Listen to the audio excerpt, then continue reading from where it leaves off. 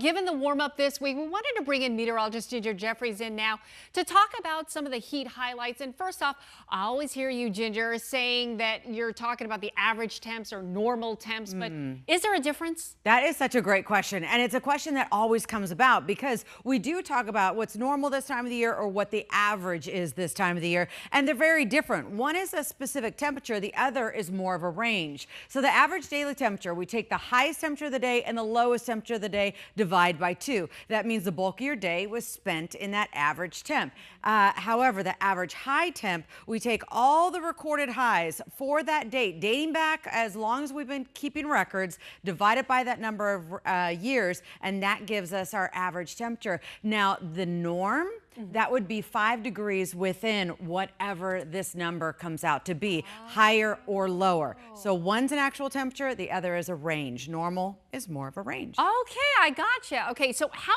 far back, though, do those records go? Official records, and keep in mind, we have to take records at Sky Harbor. It's a calibrated instrument from rainfall to snowfall to temperature. All of our records have to be official, and they come from Sky Harbor. They started for North America in 1872. That doesn't mean every city in North America, but that's basically when it started. Now, for us, Thomas Jefferson was actually a meteorologist. What? So there are notations in the Declaration of Independence that date back to 1776. So you can see right here on the 4th at 6 o'clock in the morning, it looks like it was 68 degrees in Philadelphia. Wow. How about that? Well, so many of those guys, they were farmers, so they also had to be meteorologists, even though they didn't have that terminology. Sure, but they had to know. And real quick, we had a record summer last year. Was that, though, the hottest ever? No, I mean, it was the hottest as far as duration. The hottest day for Phoenix, 122, set in June of 1990. Lake Havasu, however, the hottest for the entire state,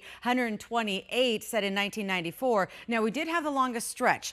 31 days of 110 plus, but for the year, of course, we got up to 55 days of 110 plus. Now, just to balance things out, the coldest day we ever saw was in September of 2014, down to 16 degrees. Ooh. Accumulated snowfall, not just a dusting, and again, it has to be at Sky Harbor, was in January of 1933 and 37, and record rainfall in 2014, more than 3 inches. Wow, always learning something new, especially Thomas Jefferson. How about that, right? Yeah, so interesting. Ginger, thank you. You got it.